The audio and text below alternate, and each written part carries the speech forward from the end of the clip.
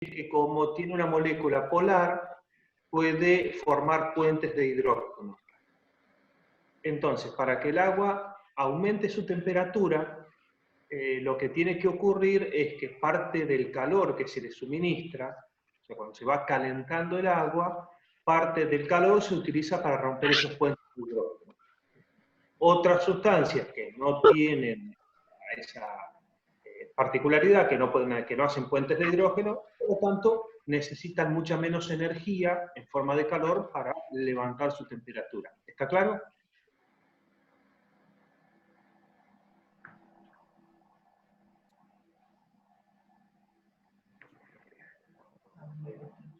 ¿Algo de las acuaporinas?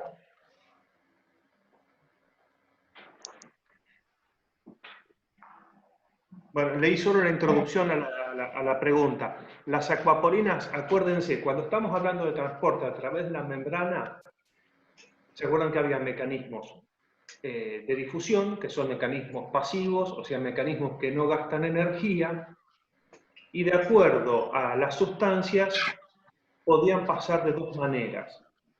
Las sustancias que sean, o las partículas que sean chiquitas y que no tengan carga, pueden pasar a través de la bicapa de fosfolípidos.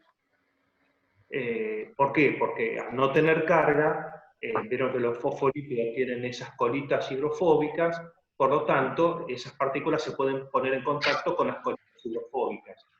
Pero las partículas que tengan carga o que sean un poco más grandes, no pueden pasar por la bicapa.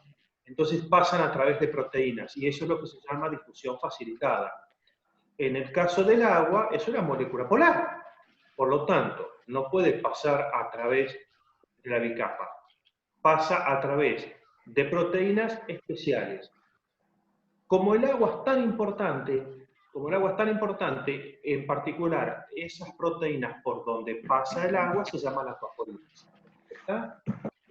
Hay otras proteínas que cumplen una función parecida a la de las acuaporinas, pero que tienen, supónganse, por donde pasan aminoácidos o cosas por el estilo. Pero las acuaporinas son tan importantes que tienen su propio nombre. No leí la pregunta. Distorsionado.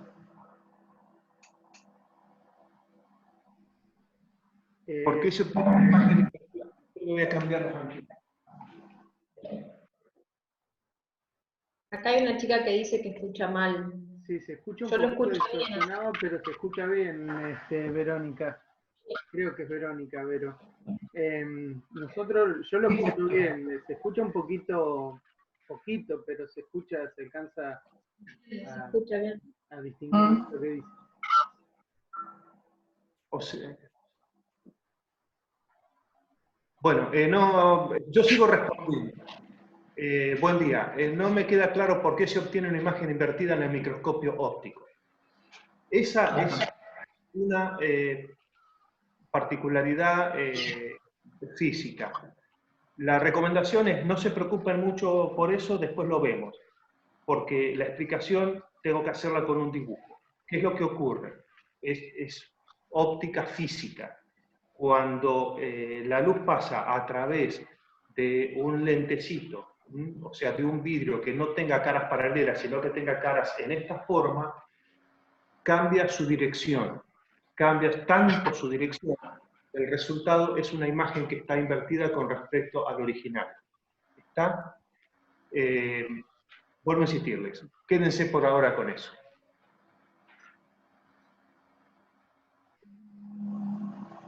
Existen bacterias pluricelulares porque la autoevaluación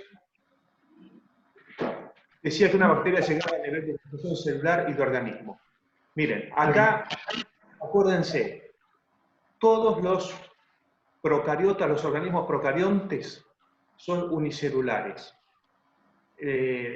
Lo particular de esa respuesta, o sea, no hay procariontes pluricelulares. A lo sumo se pueden juntar formando una colonia, pero cada célula es una célula. Ahí dice que una bacteria llegaba a nivel celular y de organismo. ¿Por qué? Porque es cierto. Porque una bacteria está formada por una célula, por lo tanto está en el nivel y organización celular, pero como también ella solita es un organismo, podemos decir que también es un individuo. Fíjense que pasa lo mismo con un organismo que sea eucarionte, pero que sea unicelular, como puede ser, por ejemplo, una ameba, un paramecio, algún organismo por el estilo.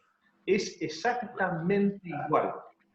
Es una sola célula, por lo tanto, nivel celular. Esa célula constituye un organismo, por lo tanto, está a nivel de organización de organismo. ¿Está? No me queda claro la relación superficie-volumen de la célula. Bueno, eso van a tener que hacer más fuerza y leerlo más. No sé si hicieron el curso de nivelación, no lo tengo claro. Pero acá lo importante es una idea. La idea es que nosotros no estamos midiendo solo superficie y volumen de objetos, de cosas, de organismos, sino que estamos haciendo una división. Estamos dividiendo la superficie por el volumen. Yo en el curso de nivelación, que fue lo que alcanzamos a hacer, les hablé comparé un elefante con un ratón. Es obvio que un elefante es mucho más grande, por lo tanto tiene mucho más volumen que un ratón. Un ratón es más chiquitito, tiene menos volumen, eso no hay ninguna duda. Pero ¿qué es lo que pasa cuando, y por supuesto, el elefante tiene más superficie? ¿Se acuerdan que yo hacía la broma? Si nos tomamos el trabajo de sacarle el cuero a un elefante, es obvio que ese cuero va a ser más grande que un cuero de ratón. Pero ¿cuál es lo más importante, lo que es biológicamente importante? Que si nosotros hacemos la relación, dividimos esa superficie por el volumen, nos da un número mayor, un número más grande, cuando lo hacemos con el ratón. O sea, que esa relación entre superficie y volumen es mucho más grande en el caso del ratón. ¿Por qué jorobamos tanto con esta relación? Porque, dicho de una manera más coloquial, el elefante será más grande y tiene más cuero, pero proporcionalmente, no pierdan de vista eso, el ratón expone más cuero, a pesar de ser más chiquitito, proporcionalmente a su tamaño, está a su tamaño. Esto tiene consecuencias. ¿Cuáles son las consecuencias? En el caso del ratón, lo que va a pasar es que, como tiene expuesta proporcionalmente más superficie, por ejemplo, pierde más calor. Listo, dejemos el ratón. ¿Por qué lo vemos en el contexto de las células? Porque en las células todo entra o sale a través de la membrana. Las células no tienen conductos, no tienen tubos, no tienen bocas, no tienen anos. Todo entra y sale a través de la membrana plasmática. Por lo tanto, para las células, yo les diría, una superficie más grande, una superficie proporcionalmente más grande, es beneficioso. Pueden pasar más cosas, pueden pasar cosas más rápido. Pero además, fíjense que esto de la relación superficie-volumen lo ponemos en el contexto de tratar de explicar por qué las células son chiquititas. ¿Por qué las células eucariotas promedio miden unos 300 micrómetros, 200 micrómetros, y las células procariotas son mucho más chiquitas?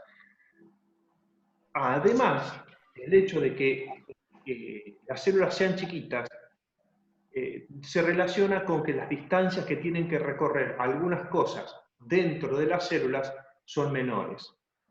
¿Está? O sea, retomo, o de hecho, la conclusión. ¿Por qué todas las células son chiquitas? Por esas dos cosas. Si son chiquitas, tienen menor volumen, por lo tanto, proporcionalmente tienen mayor superficie. Y al ser chiquitas, la distancia que tienen que recorrer las cosas dentro de la célula, Las cosas son el oxígeno, el dióxido de carbono, ese tipo de cosas, son menores. Por lo tanto, esto es más beneficioso. Bien, esperen que voy arriba, porque no sé en dónde dejé llegar un montón. No me queda claro la parte de transporte de membrana, dice. La que falta. No es lo que esperamos como duda. Como duda sería una... El transporte de membrana, acuérdense, lo dije recién, las cosas a las células entran y salen a través de las membranas, no hay bocas, no hay anos. Por lo tanto, hay diferentes mecanismos. Mecanismos pasivos, que no necesitan energía, y por lo tanto lo que los mueve es el gradiente de concentración, y mecanismos activos que, como usan energía, pueden mover cosas aún en contra de un gradiente de concentración. Pero necesitaría saber cuál es la duda puntual. Perdón, yo te interrumpo. El tema en particular, acuérdense que no entra en este parcial los tipos de transporte, ya lo aclaramos varias veces. Sí todas las funciones de la membrana. Sí cómo entran esas cosas, pero no el detalle puntual del transporte activo de tal tipo, etcétera, etcétera. Bueno, continúo. No me queda claro cómo funcionan los lisosomas. Bueno, los lisosomas lo que tienen adentro son enzimas que participan en la digestión. Enzimas que pueden romper cosas, pueden romper moléculas, pueden romper cosas así. ¿Cómo funcionan? Supónganse, por supuesto, son vesículas que se forman en el aparato de Golgi. Originalmente la estructura primaria de esa enzima se generó en el retículo endoplasmático rugoso. Se termina de ensamblar en Golgi y se forman, del Golgi se desprenden esas vesiculitas que son los lisosomas. ¿Cómo trabajan? Y supónganse, una célula fagocita engloba alguna partícula de afuera, supónganse que sea un pedacito de algo que le va a servir para alimentarse, supónganse que es una célula sanguínea nuestra, un glóbulo blanco nuestro, que lo que hace es encontrar una bacteria y la tiene que destruir. ¿Cómo destruye un glóbulo blanco nuestro esas bacterias? Una vez que está englobadita, se le une un lisosoma. ¿Por qué? Y ahí presten atención, ahí sí les pueden venir bien los dibujos que están en el apunte de transporte a través de membranas. ¿Por qué? Porque una vez que una célula engloba algo, queda envuelto en un pedacito de membrana. Los lisosomas, como lo que los rodea es membrana, se fusionan con esa vesiculita y entonces las enzimas digestivas que estaban dentro del lisosoma se mezclan, o se usan, digamos, en esa vesiculita para digerir lo que incorporó la célula. Por eso también es el mecanismo que se utiliza. Supónganse, si hay que destruir una mitocondria que ya está vieja o una mitocondria que falló o algo por el estilo, es el mismo mecanismo. Se la engloba, se une a un lisosoma, el lisosoma vuelca esas enzimas digestivas y se digiere la cuestión esta. Bueno. En cuanto a la irritabilidad, dice que al percibir un cambio en valores normales de parámetros internos, pone en marcha mecanismos para corregir esos valores. Esos mecanismos serían parte de la homeostasis. Exacto. Fíjense que esto es interesante porque se juntan dos características de los seres vivos. Para poder mantener homeostasis, sí o sí tenemos que tener información. Supónganse, utilizando ejemplos humanos, en el caso de nuestra propia homeostasis, ustedes se imaginan que para poder mantener la temperatura estable, el sistema nervioso, nuestro hipotálamo, permanentemente tiene que estar recibiendo información de cuál es la temperatura. Así que, claro, el percibir el estímulo temperatura, es parte de la irritabilidad que se relaciona con mantener la homeostasis de nuestro cuerpo. ¿Está? Está bueno. Bueno, ¿respondí todas? Sí. Capurina, estoy pasando. Acá, imagen invertida. Hasta ahora todo. ¿Más consultas? Bien, otro. A todos.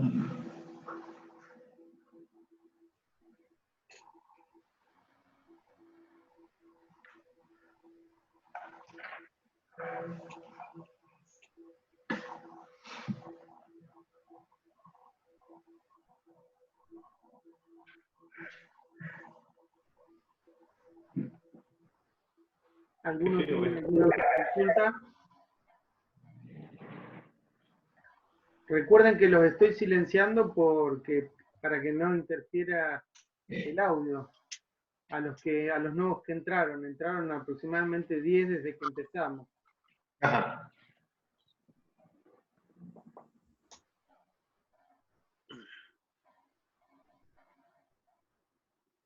Bien.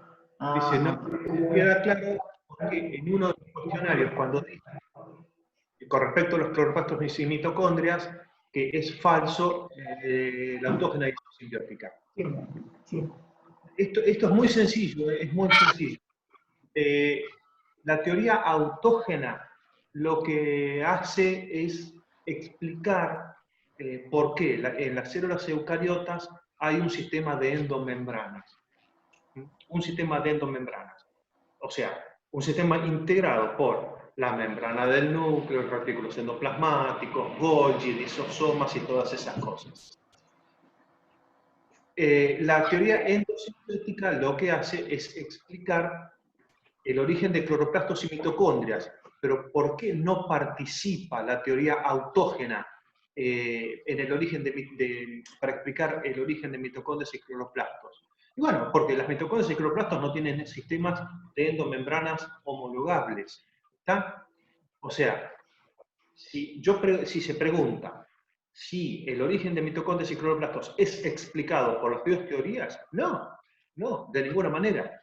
El origen de mitocondrias y cloroplastos es explicado por la teoría endosimbiótica. El origen del sistema de endomembranas es explicado por la teoría autógena de las invaginaciones estas de la membrana. ¿Está ahí? Mándenme sí o no, a ver qué. No me queda Perdón, claro. ahí, perdón, creo que es conveniente aclarar en este momento que ese tipo de consignas van a estar frecuentes van a ser frecuentes en el parcial. Por eso le vamos a pedir que lean bien la consigna y que cuando preguntamos verdadero o falso, tiene que ser completamente falsa o completamente verdadera. Por eso creo que esa duda viene de uno de los prácticos.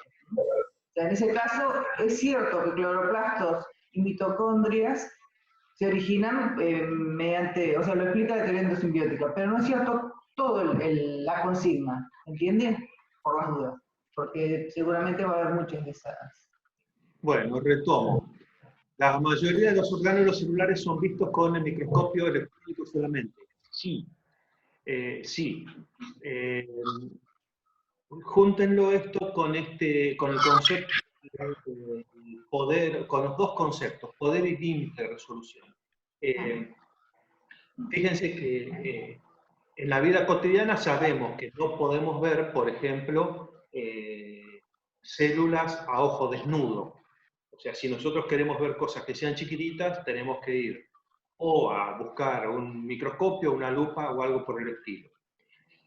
Con el caso del microscopio óptico ocurre igual. Se pueden ver un montón de cosas, pero hay cosas que están por debajo del límite de resolución del microscopio óptico. O sea, las cosas que sean más chiquitas, que tengan menos diámetro que unos 250 nanómetros, no las vamos a poder ver con un microscopio óptico. Así sea el mejor microscopio óptico, bien iluminado, trabajando bien, no se puede, no se puede. Para que podamos ver esas cosas más chiquititas, tenemos que pasar a utilizar algo que tenga un poder de resolución mayor, que nos permita resolver cosas de una manera más eficiente, más potente. O sea, que tenga un límite de resolución menor, mucho más bajo. Ese es el caso de los microscopios electrónicos. Por eso, bueno, no llegamos a conversar, pero siempre hacemos hincapié en el nexo que hay entre el desarrollo tecnológico de algunos elementos y lo que la ciencia puede o no puede avanzar. Mientras solamente hubo microscopios ópticos, hasta bien entrado el siglo XX, ustedes se imaginan que lo único disponible para estudiar cualquier cosa eran los microscopios ópticos. Por lo tanto, se podían ver algunas cosas. Cuando se inventan, se desarrollan los microscopios electrónicos, que sea, en la década del 30, 40, es cuando se pudieron empezar a ver todos estos orgánulos como lisosomas, gotículos y cosas por el estilo. Simplemente antes no se podía porque los microscopios no lo permitían. Así de fácil. Bien. ¿Una definición de diámetro de campo? Sí, es fácil. Cuando uno está mirando por un microscopio, lo que uno ve, vieron que cuando uno mira con un televisor, la imagen es rectangular, ¿no es cierto? Bueno, resulta que cuando uno mira con un microscopio, la imagen es circular, es un círculo. Entonces, el diámetro del campo no es ni más ni menos que el diámetro del círculo que nosotros estamos viendo en nuestro microscopio. ¿Está? ¿Por qué es importante este concepto del diámetro de campo? Porque cuanto menor sea el aumento que estemos utilizando, supónganse, si nosotros trabajamos con 40 aumentos, vamos a tener un diámetro de campo grande, vamos a ver muchas cosas. Sí, claro, las vamos a ver chiquitas.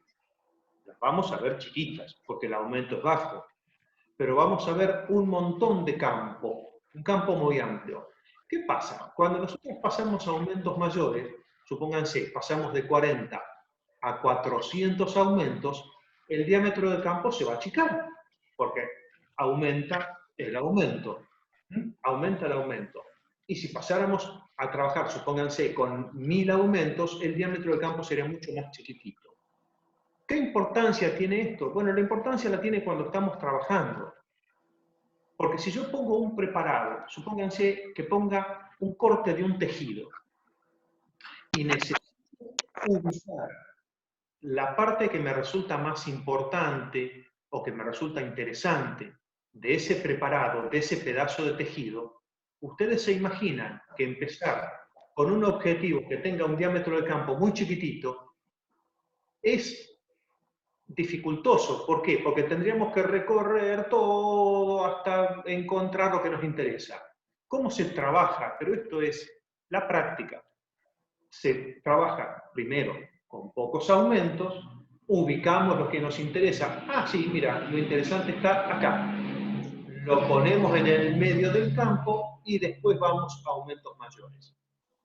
Esa es la importancia, me parece más interesante, más pertinente ahora de este concepto.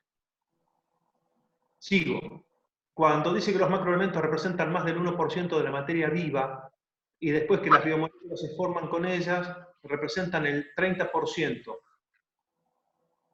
No, bueno, este es un juego. Está bien, la pregunta está muy bien planteada.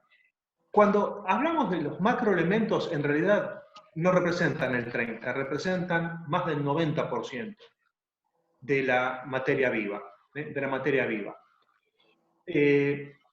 Fíjense que si nosotros estamos hablando de lo que compone los seres vivos, supónganse en bicharracos como nosotros, el 90% es agua. Como el 90% es agua, eso significa que el 90% de nuestro cuerpo está formado por hidrógeno y oxígeno. Después viene carbono, después viene nitrógeno.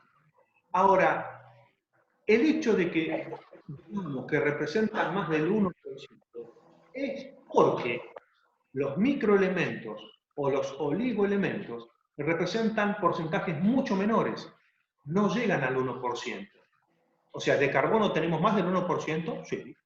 De oxígeno y de hidrógeno tenemos más del 1%, sí.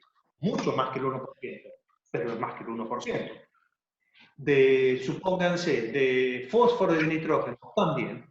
Ahora, si nosotros hablamos, supónganse, de microelementos, el sodio, el potasio, el yodo, no alcanzan al 1%.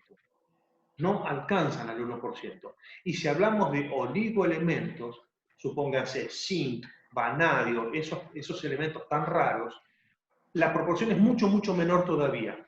¿Está? Es un doble juego. Mándenme ahí a ver si les quedó claro o no les quedó claro.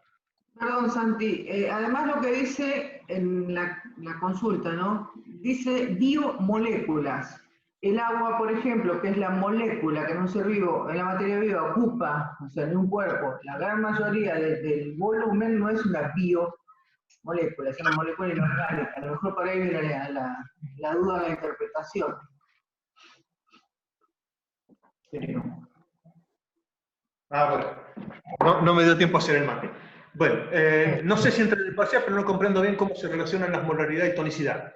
No entra en el parcial, no sé si entre en el parcial. No entra en el parcial. Así que si parece, lo dejamos para a futuro. Tengo una pregunta sobre el parcial con respecto a la parte práctica y teórica. Debemos tener más de la mitad de eso bien, ¿no? Parte práctica y teórica. En el caso de ustedes, el parcial va a ser teórico, no vamos a poder tomar preguntas de práctico que tengan que ver con observaciones de microscopio o con cosas por el estilo, si esa es la pregunta. Y debemos tener más de la mitad de eso bien. Bueno, nosotros acá eso es un tema diferente. No necesariamente. ¿Por qué? Porque los temas o las preguntas dentro de los temas no necesariamente van a valer lo mismo. Hay preguntas que son más importantes, preguntas que son menos importantes. Así que, en realidad, lo que nosotros hacemos para calificar es una especie de planilla, de grilla, y cada pregunta tiene su valor. Sí, para aprobar el parcial lo que tenés que tener es más de un 6 como nota.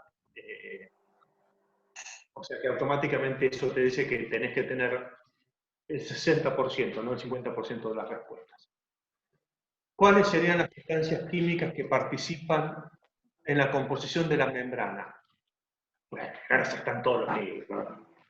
En la composición de la membrana. Está todo. ¿Perdón? En el apunte está todo detalladito. Fosfolípidos, proteínas, de cada una, cómo está constituida cada una. Ahí que participan en la composición de las membranas. Fosfolípidos en todas las membranas, proteínas, todas las membranas, proteínas que pueden ser integrales o pueden ser periféricas, las que estén del lado de adentro, del lado citoplasmático de la célula, y glúcidos, que es lo que forma ese glucocálix que está por fuera de la célula. Eso todas las membranas, de células procariotas y de células eucariotas. Después, ustedes lo que sí le pueden agregar es, se les pregunta, que se puede preguntar, si las membranas plasmáticas de células animales tienen algo más. Sí, tienen colesterol, tienen moléculas de colesterol incluidas, que son realmente importantes. No están en las células vegetales. ¿Está?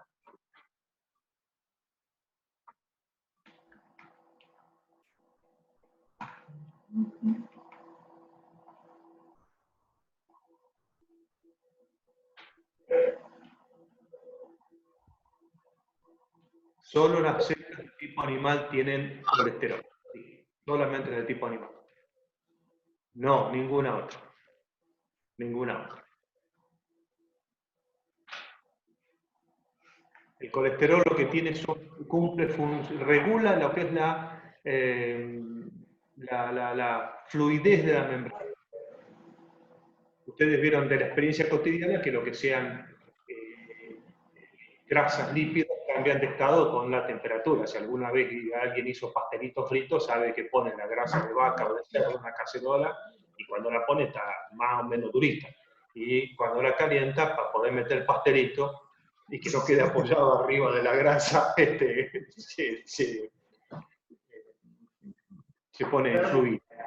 En el caso de las membranas biológicas, ustedes se imaginan, los fosfolípidos serán muy particulares.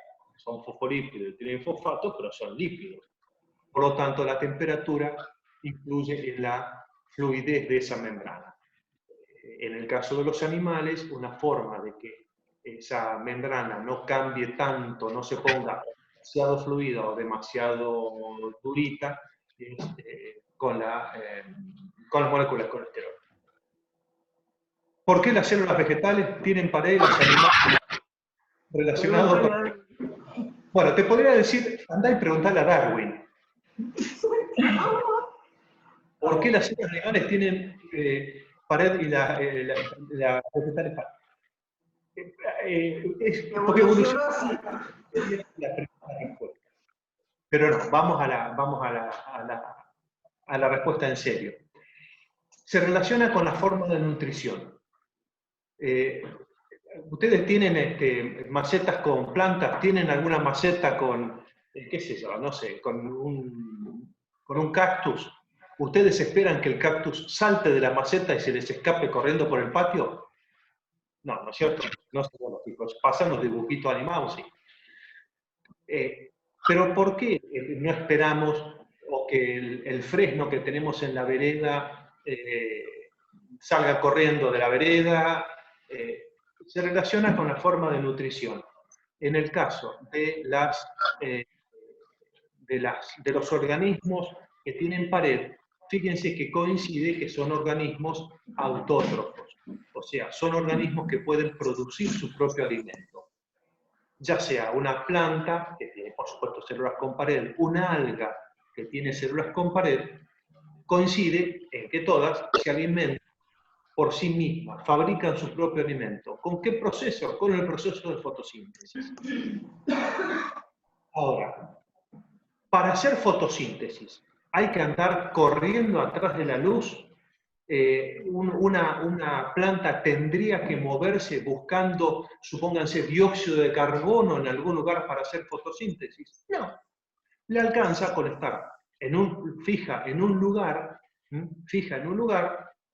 si es una planta, tener un buen sistema de raíces para conseguir agua desde el suelo, el dióxido de carbono lo toman desde la atmósfera y la luz la reciben, pero no necesitan moverse.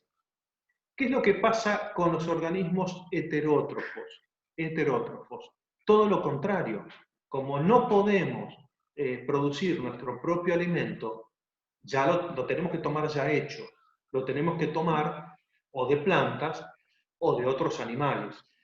Pero para poder tomar el alimento, o sea, supónganse, para poder pastorear o para poder cazar otro animal, ¿qué es lo que tenemos que hacer? Movernos.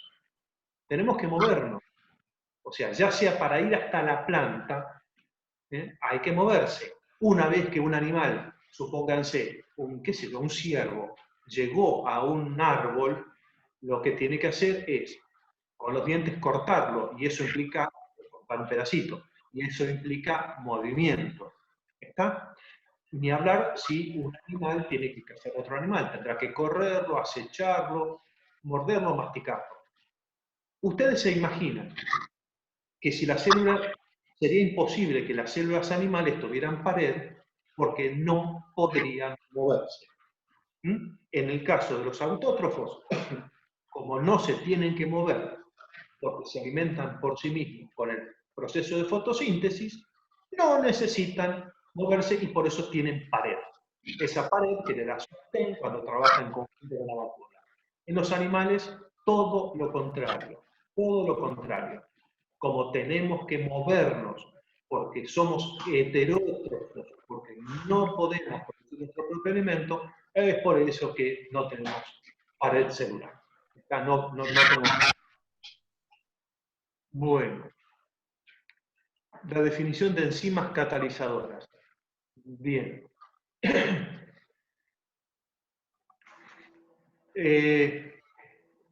No sé qué tanto habrán avanzado en química, no lo sé. Pero hay algunas sustancias que tienen la característica, muchas que se utilizan inclusive en procesos comerciales e industriales, que tienen la particularidad, la característica de acelerar reacciones, hacer que se produzcan más rápido, hacer que se produzcan a menor temperatura. Y esas sustancias se llaman catalizadores. La definición es una sustancia que hace eso que les mencioné, supónganse, acelera una reacción, pero lo particular es que una vez que termina esa reacción, la sustancia sigue estando.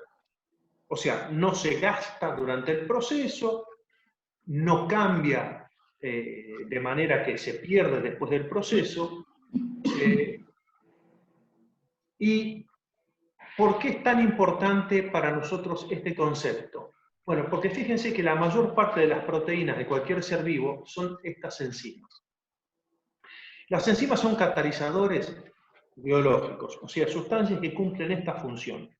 ¿Acelerar la reacción? Sí, sí, pero sobre todo hacer que algunas reacciones que a lo mejor tendrían que ocurrir a muy alta temperatura puedan producirse a temperaturas en las que no se cocine una célula. Es así de fácil. A lo mejor una reacción que tendría que producirse eficientemente a 80 grados, todos sabemos que a 80 grados una célula se cocina. Ese es el papel de las enzimas. ¿Qué tienen además de interesante las enzimas? Primero que son proteínas. Son altamente específicas, o sea, una proteína cataliza un determinado proceso.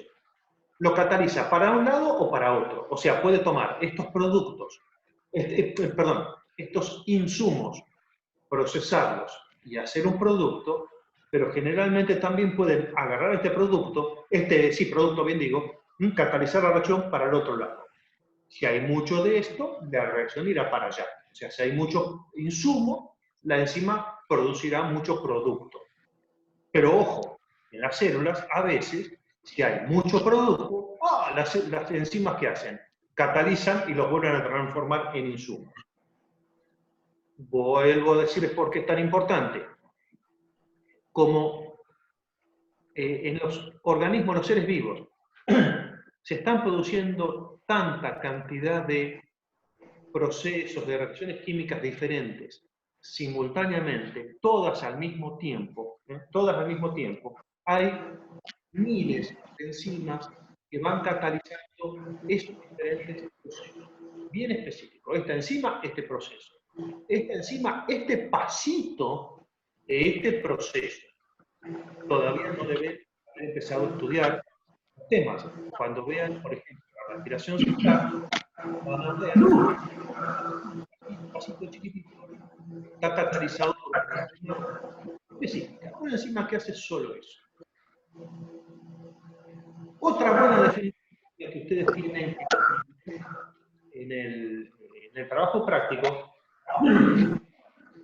es que las enzimas, justamente por esa capacidad de catalizar, lo que hacen es bajar la cantidad de energía que se necesita para que se produzca una reacción. ¿Qué significa esto? ¿Se acuerdan lo que dije hace un rato? A lo mejor que ocurra un proceso tendría que calentarse mucho algo, no sé, supónganse los productos tendrían que calentarse. Eso implica que hay que darle mucha cantidad de energía, ¿cierto? Las enzimas lo que hacen es disminuir esa cantidad de energía que hay que darle a la reacción para que ocurra. Esa reacción, esa energía se llama energía de activación. Una definición también entonces de enzima son sustancias que bajan la energía de activación de las reacciones. ¿Está? Santiago, ¿me escuchás? Sí. Es probable que en unos minutitos breves se corte la reunión. así que no significa por ahí que ya estemos terminando. Lo que pueden hacer los estudiantes es volver a entrar con el mismo link. ¿Me escucharon todos? ¿Me están escuchando? Igual me parece que hace un minutito apareció un cartel que decía que el administrador ampliaba el número o algo por el estilo, o ampliaba el tiempo. ¿Puede ser? Sí, a mí me apareció. Me da unos minutos, pero Ah, bueno. no muchos, pero digo para que si se corta de manera abrupta, podemos volver a ingresar con el mismo link. Yo lo habilito y podemos volver a ingresar con el mismo link. Perfecto. Santiago, perdón. Sí, sí. Bueno, retomo acá arriba. A mí no me queda claro qué parte de la célula se ve en cada microscopio. Bien. Con los microscopios ópticos hago una pasada rápida. Se pueden ver. Voy de afuera para adentro. Se pueden ver las paredes celulares. Se pueden ver núcleos. El núcleo se ve cuando se hacen preparados. Y lo que se pueden ver son plastos. Se pueden ver los cloroplastos, que son obviamente de color verde, y se pueden ver otros plastos que son los que están relacionados con o almacenamiento de cosas, como pueden ser amiroplastos que reservan almidón, o se pueden ver cromoplastos de ají, de tomate, de ese tipo de cosas, que son los que le dan color a estos fluidos. Lamentablemente con los microscopios se pueden ver cilias y flagelos, eso sí se pueden ver, pero lamentablemente con los microscopios no se puede ver mucho más.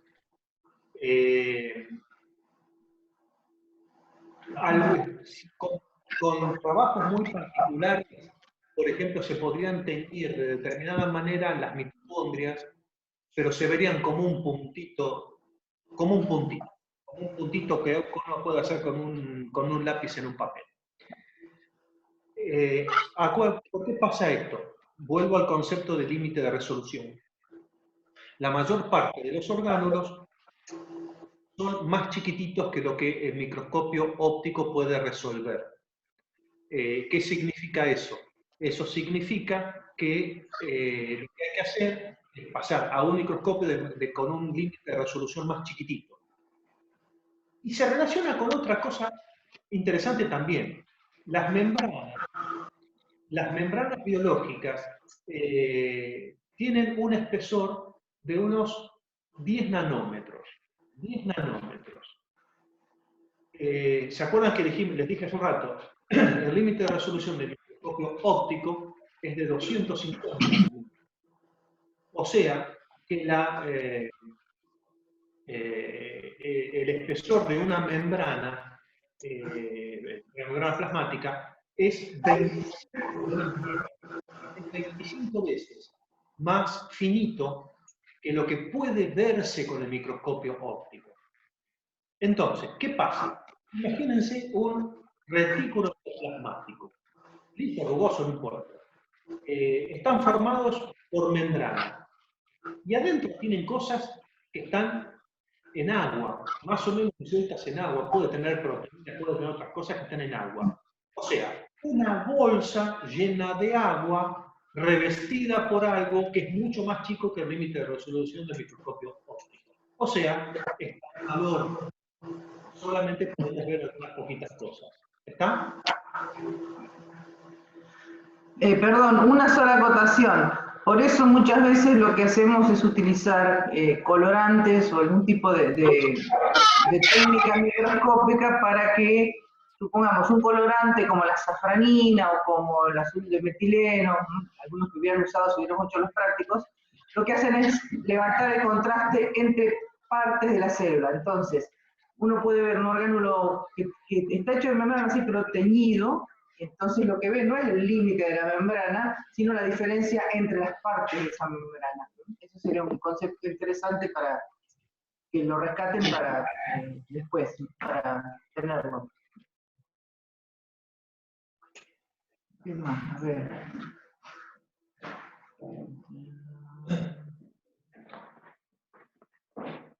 demás se vería con el electrónico, sí. Sí. O sea, todo lo demás se vería con el electrónico, sí.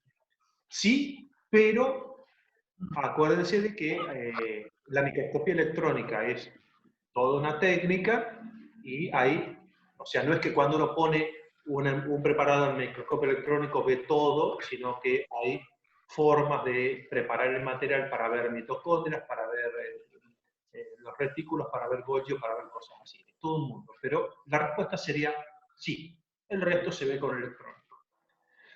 Podría dar ejemplo de cómo funciona la profundidad de campo. ¡Wow! Bien. Cuando damos la clase teórica sobre este tema, yo utilizo fotografías. Me resulta mucho más fácil explicarlo usando fotografías. Como no las tengo acá, van a tener que hacer un jueguito de imaginación. Ustedes les puede haber llamado la atención que en algunos casos, en una foto cualquiera, imagínense lo que se les ocurra. Imagínense una foto de una hilera larga de, qué sé yo, de árboles. A lo mejor les ha llamado la atención que en algunas fotos hay, supónganse, un solo árbol nítido y todo más atrás está borroso, o ustedes mismos cuando han hecho alguna foto con el celular, algún retrato de alguna persona, les habrá llamado la atención que la cara de la persona queda nítida, está bien, pero todo lo que está por detrás queda borroso. ¿Está? Bueno, también les puede haber llamado la atención que en otras ocasiones, al contrario, les queda nítida la persona y les queda nítido el fondo también. Lo que nosotros llamamos profundidad de campo es la distancia a lo largo del eje óptico. O sea, imagínense que yo tengo una cámara fotográfica en la mano, de esta manera. El eje óptico sería la línea, ¿no es cierto?, que atraviesa el lentecito de la cámara hacia donde yo estoy fotografiando. Entonces, la distancia a lo largo de ese eje óptico en que las cosas están nítidas, y creo que si yo hago este jueguito, ustedes se van a dar cuenta. Fíjense que yo atrás mío tengo una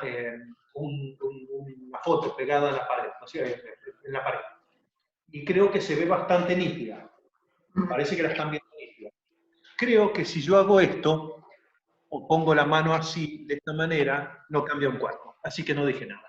No puedo hacer el experimento. Retomo. La profundidad de campo es la distancia en que las cosas están nítidas. Si hubiéramos estado en las clases presenciales, hubieran disfrutado mis anécdotas de cuando yo era fotógrafo y me divertía fotografiando con mucha profundidad de campo. ¿Para qué? Porque si había algún figuriti que no me caía simpático, fotografiaba de manera de dejarlo todo borroso. Pero, ¿por qué de la fotografía? Porque es el más cotidiano para nosotros. Y en la fotografía es una herramienta, como le dije recién, yo puedo hacer que se vea todo nítido, puedo hacer que se vea todo borroso, etc. En microscopía, la profundidad de campo, ¿a dónde influye? ¿A dónde nos perjudica o no nos perjudica? El eje óptico, en el caso del microscopio, es por supuesto que pasa por el objetivo y pasa por el preparado, ¿no es cierto? Entonces, la profundidad de campo es lo que nosotros, el espacio, la profundidad, el grosor que nosotros vemos nítido de nuestro preparado. ¿Y cuál es la cuestión? No sé, pongo este mouse. Supongo que estará bien. Verán que este mouse tiene su espesor, tiene un cierto espesor. Claro, al microscopio, si yo trabajo con pocos aumentos, voy a ver probablemente todo, imagínense que esto lo pongo al microscopio, voy a ver el espesor de este mouse nítido. Pero cuando paso a aumentos más grandes, supónganse, con 40 aumentos a lo mejor lo puedo ver todo nítido. Pero cuando paso a 400 aumentos, la profundidad de campo disminuye un montón. y ya no voy a ver todo el espesor del objeto nítido. Voy a ver solo una capita más fina. Y si paso a lo mejor a 1000, 1500 aumentos, la profundidad de campo se hace demasiado chiquitita y voy a ver, qué sé yo, un planito sí solo, nítido. ¿Y eso qué significa? Eso lo que significa es que si yo veo solamente una pequeña capa nítida, todo esto me puede llegar a molestar, interfiere. Esto significa que cuando nosotros hacemos preparados para el microscopio, la primera consecuencia, ¿no?, es que no tenemos que utilizar cosas que sean muy gruesas, sino que tenemos que tratar de trabajar y de hacer preparados que sean muy finitos.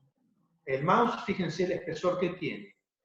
Si yo trabajo con un aumento medio grande, no lo voy a ver todo nítido, voy a ver una capita.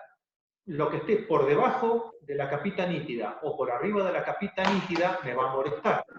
Si yo tengo un objeto muy fino, entonces ya ese problema lo achico, digamos, no desaparece, lo achico. Y si trabajo con aumentos muy, muy grandes, 1000, 1500 aumentos, entonces tendré que trabajar con preparados mucho, pero mucho, mucho más finitos todavía. ¿Por qué es importante este concepto? Porque es una de las cosas por las cuales cuando ustedes están en el trabajo práctico en laboratorio, los tenemos que perseguir para que hagan cortecitos finitos, y llaman, dicen, profe, ¿está bien así? Y seguramente yo le voy a decir, no, parece una rodaja de salame. Entonces no lo vas a poder ver y vas a tener que hacer un corte más finito. Yo sé que es un concepto complicado, pero después de esto traten de mirar fotos en los diarios, en las revistas, qué sé, en internet, y van a ver este efecto que les menciono. Cosas nítidas a lo largo de una distancia muy grande, o al revés, cosas nítidas solo en planos cortitos. ¿Están? Bueno, sigo mirando. Bueno, entendí. Bueno, se entendió. ¿Otra?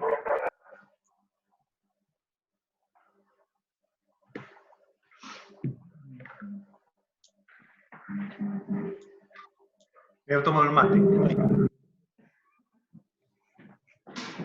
Viene a tomar mate.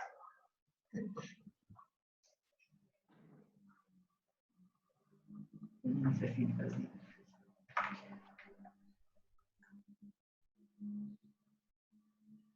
Tiene un número particular y excreción de partículas.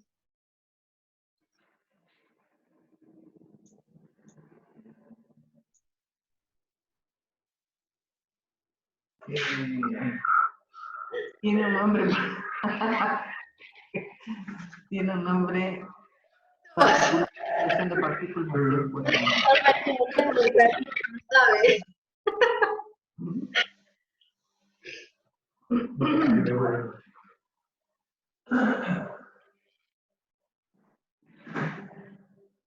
Ahí perdón, tiene un nombre particular la excreción de partículas hacia afuera de la célula.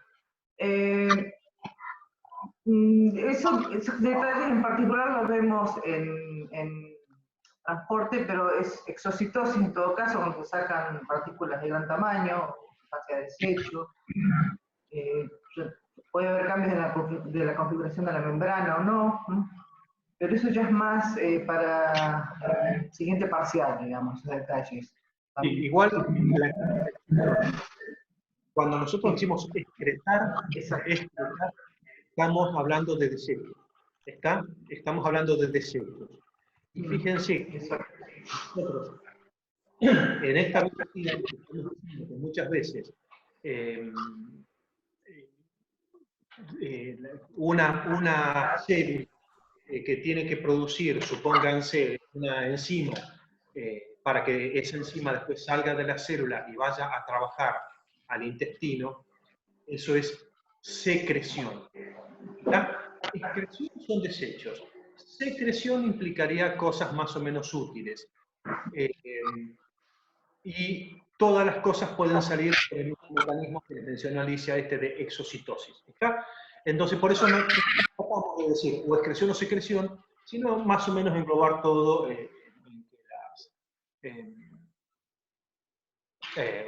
la salida. Me tildé porque estaba leyendo algo de abajo. ¿El oxígeno se lo toma como esencial? No. No es esencial. Vieron que yo les puse en el apunte, les pusimos en el apunte, que son 4 cosas seguras. 4 cosas seguras. Y una que es para discutir. Seguras son carbono, energía, agua. Pero ¿qué es lo que pasa con el oxígeno? Si ustedes miran algunos de los libros que usan habitualmente, Curtis, Campbell, algunos libros de esos, se los pone como esencial. Se los pone como esencial. Pero resulta que hay un montón de organismos que viven chochos de la vida en lugares donde no hay oxígeno, como pueden ser, supónganse, en el suelo, en sedimento del fondo del mar o de lagos. Hay un montón de organismos que viven sin oxígeno. Por ejemplo, los parásitos intestinales. Ahora ya no son tan conocidos. ¿Ustedes se imaginan que una lombriz solitaria, tan conocido porque el primer parásito, pero supónganse una lombriz solitaria que viva dentro del intestino nuestro, de una persona, de un perro, de una cosa, ¿qué oxígeno va a tener adentro de un intestino? Y sin embargo, vive su vida de lombriz solitaria en una cuarentena durante toda su vida, sin oxígeno. Pero todavía hay algunos organismos, muchas bacterias, para las cuales el oxígeno es un veneno. Es un veneno. ¿Por qué utilizamos agua oxigenada como desinfectante? Vieron que los que son más o menos corajudos se ponen alcohol en la herida. Los tilitos no ponemos agüita oxigenada, porque no arde. Pero ¿por qué usamos agua oxigenada? El agua oxigenada es agua que tiene un átomo más de oxígeno. Cuando nos ponemos el agua, vieron que hace burbujitas, hace como una efervescencia. Bueno, lo que está ocurriendo es que ese átomo de oxígeno extra del agua oxigenada se libera y eso es lo que mata bacterias. Entonces, es una cuestión interesante. Para organismos como nosotros, el oxígeno es fundamental. No podemos vivir sin oxígeno. Para algunos, el oxígeno es un directamente. Y hay otros organismos que pueden vivir más o menos bien de una manera y otra, con oxígeno, sin oxígeno, que son los que se llaman anaerobios facultativos, algo por el estilo. Entonces, claro, esta es una situación en la que no nos podemos tragar todo tal como está en el libro. ¿Me siguen con eso? Si ustedes leen un libro donde dice el oxígeno es fundamental, es un requisito para la vida, y después yo les digo, sí, pero hay bacterias que necesitan oxígeno, quieren decir que estoy contradiciendo lo que está diciendo el libro. Bueno, qué interesante, los libros no siempre dicen todo. Bueno, salen de reunión porque ya se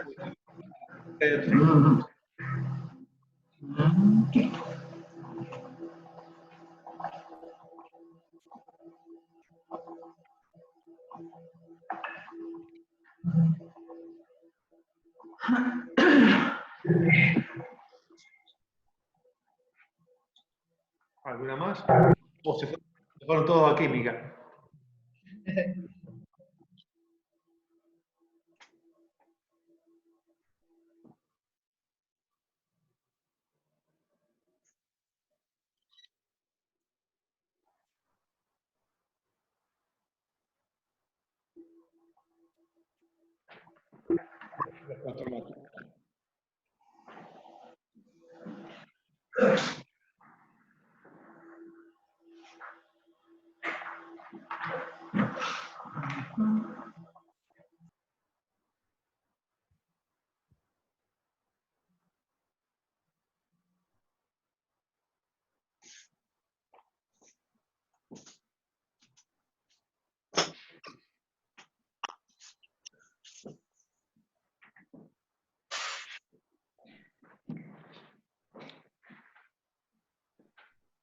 Diferencia entre crecimiento y desarrollo.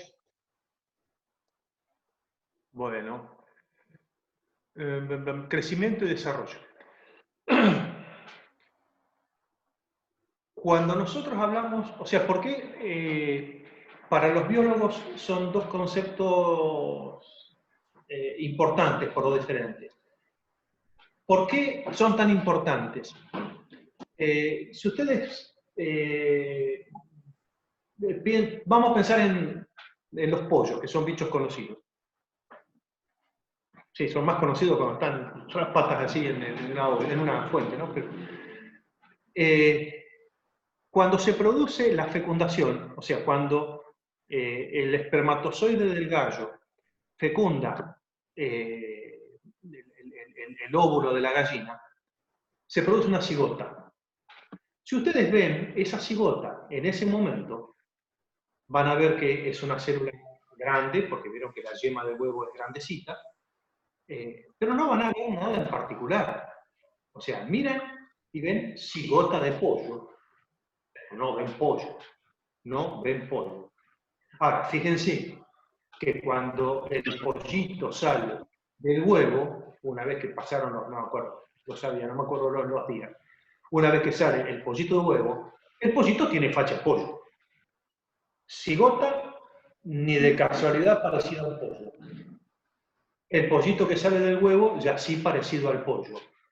Bueno, ¿qué pasó durante el tiempo que ese pollito estuvo adentro de ese huevo? Bueno, esa cigota se dividió.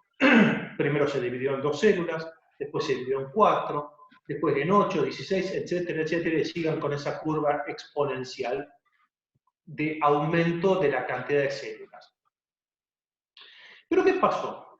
A lo largo de ese tiempo, no solamente las células se fueron dividiendo y dando más células, más células, más células, sino que las células se fueron haciendo diferentes, se fueron diferenciando para dar los distintos órganos, tejidos y cosas del pollo. O sea, algunas células se fueron diferenciando para dar, supónganse, células epiteliales, para dar el cuero del pollo. Algunas células se fueron diferenciando en células musculares, para dar la pechuga y las patas que nos comemos. Otras se fueron diferenciando en neuronas, otras se fueron diferenciando en glóbulos y cosas por el estilo.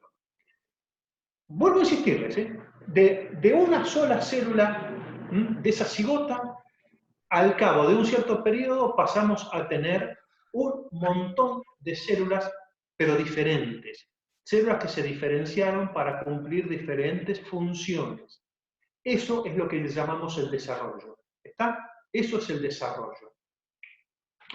Por supuesto, una vez que el pollito sale del huevo, el desarrollo no termina porque ese pollo tiene que alcanzar la madurez sexual y durante, supónganse que si es un gallo, o sea, mejor si el pollito es macho, para dar un gallo, vieron que tendrá que crecer la cresta, la papada acá abajo y un montón de cosas. Los espolones, esas cosas son caracteres que van apareciendo después, también a lo largo del desarrollo. Pero cuando nosotros decimos crecimiento, lo que decimos es aumento de tamaño. Aumento de tamaño. Aumento de tamaño por aumento del número de células. Cuando el pollito nace, es chiquitito.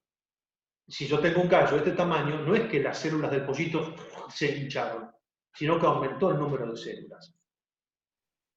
Ustedes pueden decir, sí, las dos cosas están relacionadas. Sí, por supuesto que están relacionadas. Por supuesto que están relacionadas. Porque si partimos de una sola célula, que es esa cigota, cuando el pollo esté listo para salir del huevo, por supuesto que va a tener millones de células. ¿Hubo un aumento del número de células? Sí, sí, claro que lo hubo. Pero simultáneamente hubo un proceso de desarrollo, porque esas células ya no son todas iguales a la cigota esa. Ahora, el pollo cuando sale tiene neuronas, tiene células musculares, tiene células epiteliales, tiene células sanguíneas, y etcétera, etcétera. ¿Está? En algunos organismos el desarrollo termina más pronto, en algunos organismos el desarrollo dura mucho más, en algunos organismos el crecimiento dura hasta un cierto punto. Los humanos crecemos más o menos hasta los 22, 23, 25 años. después ya no crecemos más. No crecemos más. ¿Cambiamos células? Por supuesto. ¿Se acuerdan que creo que ya les mencioné en el curso de nivelación? Los glóbulos rojos duran 120 días, los tiramos y los hacemos de nuevo. Pero no hay un aumento neto de células. ¿Está? ¿Qué es lo que pasa con nuestro desarrollo? Y lo que se considera nuestro desarrollo medio termina cuando se alcanza la madurez sexual. En la adolescencia, cosas por el estilo, un poco más extendido con alguna suerte de desarrollo cognitivo a nivel cerebral y cosas así. Pero vuelvo a repetir, para sintetizar. Crecimiento, aumento del número de células. El desarrollo puede estar relacionado, sí, por supuesto, con eso, pero implica la aparición y la diferenciación de células diferentes para diferentes funciones. ¿Están?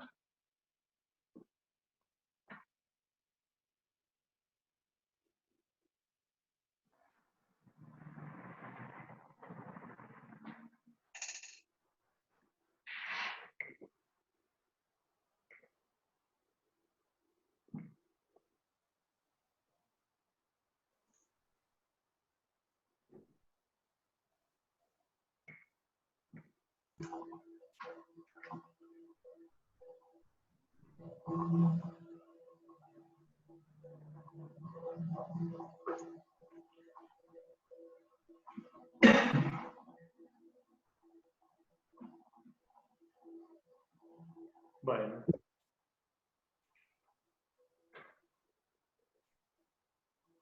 Por lo que estoy viendo, Jacqueline y Manuel son hermanos. Uno de los dos hay que preguntar. Deberían recordar que trataríamos de que la parcial fuese individual, o sea, uno no tendría que estar viendo lo que hace el otro, pero bueno, ¿qué es?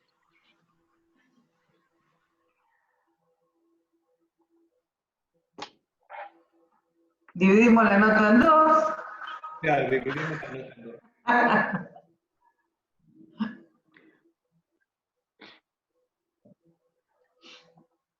Bueno, sí. Ya quedaron 14 estudiantes, Santiago. ¿Perdón? Quedaron 14 estudiantes. Otra vez. Si no hay más consultas, no nos queda mucho tiempo más de la videoconferencia, no nos queda mucho tiempo más. Para los que se fueron, también podemos en algún momento suministrarle la clase consulta. La podemos poner disponible, dejar disponible en la plataforma. Vemos si se puede.